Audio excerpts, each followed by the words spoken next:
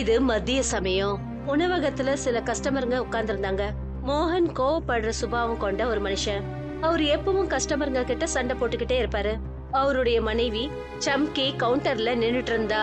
அப்புறம் வேலைக்கார லல்லன் கஸ்டமருங்களுக்கு சாப்பாடு பரிமாறிட்டு இருந்தாரு. அட மோகன் அண்ணன், சாப்பாட்டுல உப்பு கம்மியா இருக்கு. அப்பா, இங்க சாப்பிட வந்தியா இல்ல குறை சொல்ல வந்தியா? புத்திசாலி மாதிரி எல்லாம் பேசாத. அண்ணே, நாங்க காசு கொடுத்து சாப்பிடுறோம், கொஞ்சம் நல்லா சமைக்கலாம்ல. இது என்ன உங்க அப்பா ஹோட்டலா? பிடிக்கலன்னா சாப்பிடாத. கஸ்டமருங்க முணுமுணுக்க ஆரம்பிச்சாங்க. சில பேர் சாப்பிடுறத விட்டுட்டு வெளியில போக ஆரம்பிச்சாங்க. வரவங்களெல்லாம் இப்படி விரட்டிக்கிட்டு இருந்தா அப்புறம் எப்படி உணவகத்தை நடத்த முடியும்?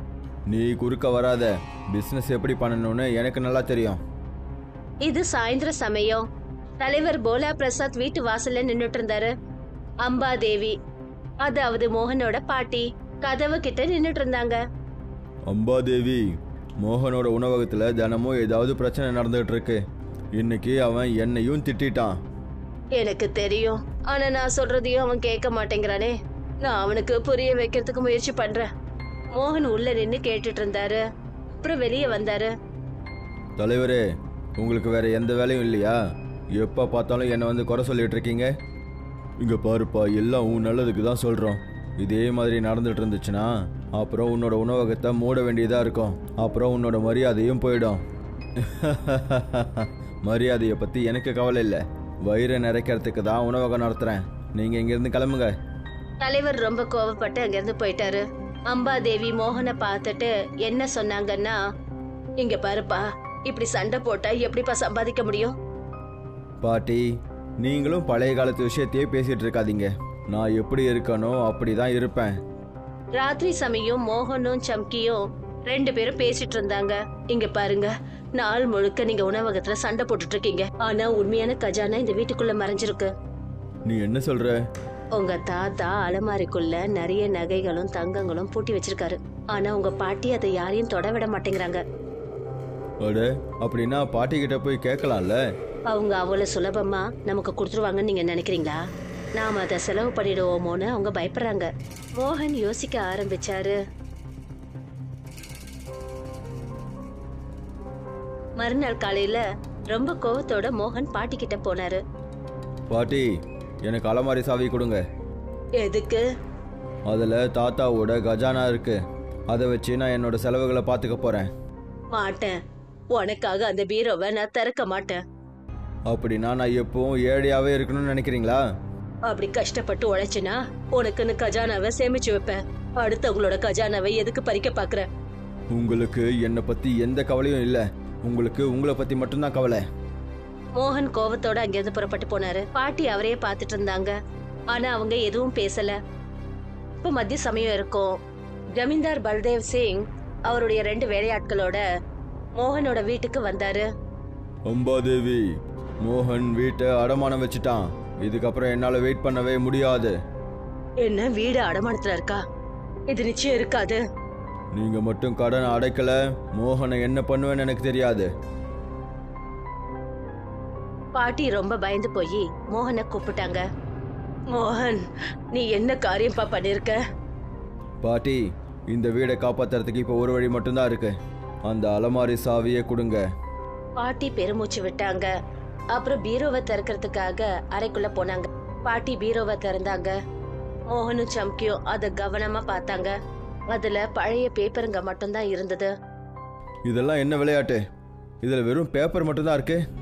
இதுதான் உங்க தாத்தாவோட கஜானா. மோகன் கோவத்தோட அந்த பேப்பரை திருப்பி பார்த்தான்.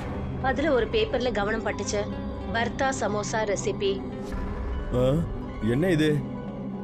அப்படி கடினமா கஷ்டப்பட்டு உழைச்சேன்னா அது கஜானாவுக்கு குறைஞ்சதில்ல. மோகன் ஆழ்ந்து யோசிக்க ஆரம்பிச்சாரு. அப்புறம் இதுதான் அவருடைய வாழ்க்கை மாறத்துக்கான ஆரம்பமா இருந்தது. மோகன் கோவத்தோட போய் கட்டில்ல உட்கார்ந்தாரு. அந்த ரெசிபி பேப்பர் அவரோட கையில இருந்தது. சம்கி பக்கத்துல தான் இருந்தாலும் அவ கவலையோட இருந்தா. இதெல்லாம் என்ன விளையாட்டு? நான் அந்த அலமாரிக்குள்ள தங்கம் வெள்ளின்னு இருக்குன்னு நினைச்சா, ஆனா அதுல வெறும் ஒரே ஒரு சமோசா ரெசிபி மட்டும்தான் இருக்கு. இப்ப நீங்க என்ன பண்ண போறீங்க? வேற என்ன பண்றது? பசியோட சாகிறத தவிர வேற வழியே இல்ல. ஒரு தடவை செஞ்சுதான் பாருங்களேன், ஒருவேளை இது வேலைக்கு ஆனாலும் ஆகலாம்ல. மோகன் ரெசிபி பேப்பரை தூக்கி வீசினாரு.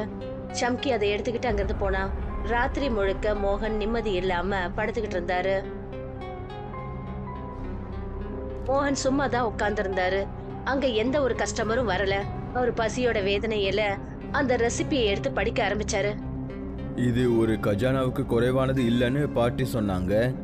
சரி, ஒரு தடவை முயற்சி பண்ணி பார்க்கலாம். அவர் எழுந்து அந்த டாபாக்குள்ளர போனாரு. அப்புறம் கத்திரிக்காய் பர்த்தா பண்ணாரு. சம்கி அத அமைதியா பாத்துக்கிட்டு இருந்தா. நீங்க நிஜமா தான் செய்றீங்களா? ஆனா இந்த விஷயத்தை யாருக்கிட்டையும் சொல்லாத. ஏன்னா ஒருவேளை இது நல்லா இல்லைன்னா அப்புறம் எல்லாரும் சிரிப்பாங்க. மோகன் சமோசா செஞ்சாரு. ஆனா அதோட சுவை ஒன்னும் ரொம்ப பெருசா இல்ல. மோகன் ரொம்ப வெறுப்போட பாட்டிய பாக்குறதுக்கு போனாரு. பாட்டி, நீங்க தானே சொன்னீங்க இந்த ரெசிபி ஒரு கஜானாவுக்கு குறைவானது இல்லைன்னு. ஆனா நான் பண்ண அந்த சமோசா அந்த அளவுக்கு நல்லா இல்லையே. கடினமா கஷ்டப்பட்டு உழைக்கிறவங்களுக்கு தான் கஜானா கிடைக்கும். ரெசிபிய படிக்கிறதுனால மட்டும் அதுல சுவை நிறைஞ்சிராது. பாட்டி எழுந்து சமையல் அறைக்கு போனாங்க. அப்புறம் மசாலாவை சரியா கலவை செஞ்சு மோகன் கிட்ட காட்டினாங்க. சமோசா மாவை பிசைஞ்சு செய்யறதுனால மட்டும் ஆயிட போறதில்ல. இது சுவை அப்புறம் கடின உழைப்போட அடையாளம். அப்படின்னா நான் மறுபடியும் செய்யணுமா? கண்டிப்பா. ஆனா இந்த முறை மனசார அதை செய். மோகன் மறுபடியும் அந்த சமோசாவை செஞ்சாரு. ஆனா இந்த தடவை சுவை ரொம்ப அற்புதமா இருந்தது. மோகன் முதல் முறையா தன்னோட கஸ்டமர்களுக்கு புது சமோசாவை பரிமாறினாரு.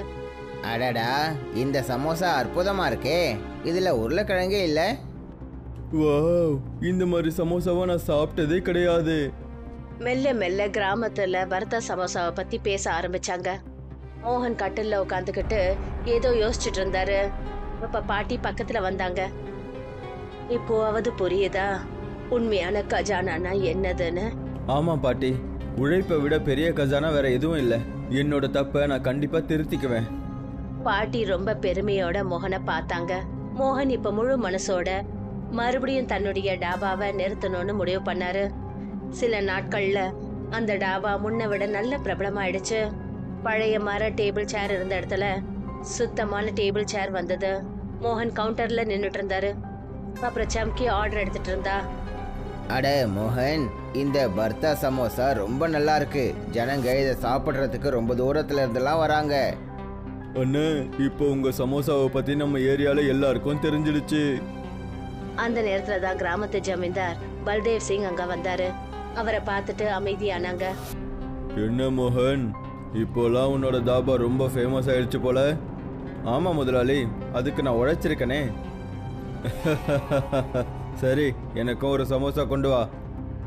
மோகன் அவரே சுவையான சமோசாவை பொரிச்சாரு. அப்புறம் அத ஜமீன்தார் முன்னாடி வச்சாரு. பல்தேவ் சிங் முதல் கடியை கடிச்சதுமே ரொம்ப ஆச்சரியப்பட்டாரு. வாவ், இப்படி ஒரு சமோசாவை நான் முன்னாடி எப்பவும் சாப்பிட்டதே இல்லை. இப்போ உங்களோட கடனை நான் சீக்கிரமா கொடுத்துருவேன். நான் மாசம் மாசம் உங்களுக்கு திருப்பி கொடுத்துடுறேன்.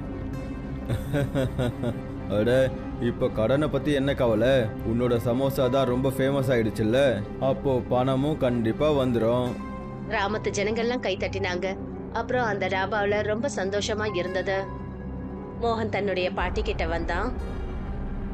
பாட்டி, நீங்க சரியா சொன்னீங்க. உழைப்பும் நேர்மையும் தான் உண்மையான கஜானா. நீங்க சொல்லி கொடுத்தது தான் என்னோட வாழ்க்கைக்கு இன்னைக்கு உதவி இருக்கு. அம்பாதேவி ரொம்ப சந்தோஷத்தோட, இன்னைக்கு என் பேரனை பார்க்கும்போது ரொம்ப பெருமையா இருக்கு. சம்கியும் பக்கத்துல வந்தா. இப்ப நாம சிட்டில ஒரு டாபா ஓபன் பண்ணி ஆகணுங்க. எல்லாரும் சந்தோஷத்துல சிரிச்சாங்க. மொத்த கிராமத்து ஜனங்களும் கூடி இருந்தது. மோகன் தன்னுடைய டாபாவுக்கு வெளியில நின்னுட்டு இருந்தாரு. அங்க ஒரு பெரிய போர்டை மாட்டினாங்க. அதுல என்ன எழுதி இருந்ததுன்னா, பர்தா சமோசா டாபா. மோகன் வாழ்க, பர்தா சமோசா வாழ்க. மோகன் ரொம்ப பெருமையோட அவருடைய டாபாவை பார்த்தாரு. அவருடைய கண்கள்ல ஒளி தெரிஞ்சது. அவருடைய ஈடுபாடும் கடினமான உழைப்பும் அவரை ஒரு வெற்றிகரமான மனுஷனா மாத்துச்சு.